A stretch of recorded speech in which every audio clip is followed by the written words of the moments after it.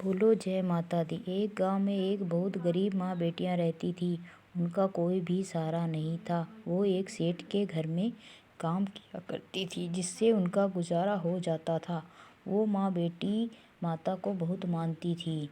जब वो काम पे जाती तो माँ बेटी पूजा पाठ करके, माता की वंदना करके फिर वो जाती। बोलो जय माता दी। फिर ऐसे ही उनका गुजारा हो रहा था। पर एक दिन क्या हुआ, सेठ को बाहर जाना पड़ गया। अब वो माँ बेटी बहुत दुखी रहने लगी। रोज़ माँ की वंदना करती, पूजा पाठ करती और रोती रोती सो जाती। अब उन्हें एक हफ्ता हो गया था भूखे रहते। फिर एक दिन की बात है, एक बुढ़िया आई। अरे माई भूख लगी है खाना दे, ओ माई भूख लगी है खाना दे। वो माँ बेटी सोचने लगी, हम तो इतने दिन से भूखे पड़े हैं, अब इन माई को कहाँ से खाना दें। अब दोनों माँ बेटी माँ के पास गई। हे माता रानी प्लीज, हम तो भूखे रह गए, पर इस बुढ़िया का पेट हम कहाँ से भरे, हमें कुछ रास्ता दिखा। तो वो फिर रोते रोते फिर उसकी माँ के मन में आया, बेटा एक बार जा रसोई में देख, क्या पता बुढ़िया माई के लिए कुछ मिल जाए।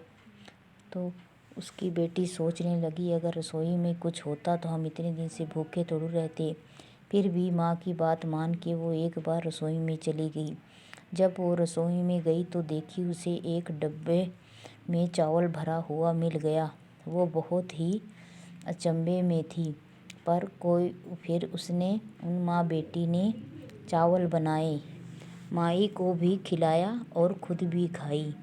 माई खाकर बोली, हे बेटा, अब तुम भूखी कभी नहीं रहोगी।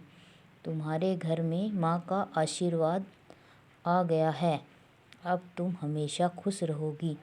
इतना माँ कहती, दुआएं देती माँ बेटी को और गायब हो गई। जैसे ही माता गायब हुई, वैसे वो कुटिया महल बन गई। हीरे चांदी जेवरात से पूरा घर जगमगा रहा था।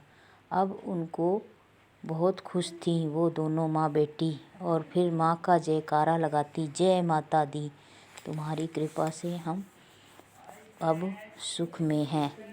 बोलो जय माता दी। जैसे उस माँ बेटी को मिला वैसे सबको देना, हे माता रानी। और जो भी कहानी सुन रहा है वो कमेंट में जय माता दी ज़रूर करना। जय माता दी।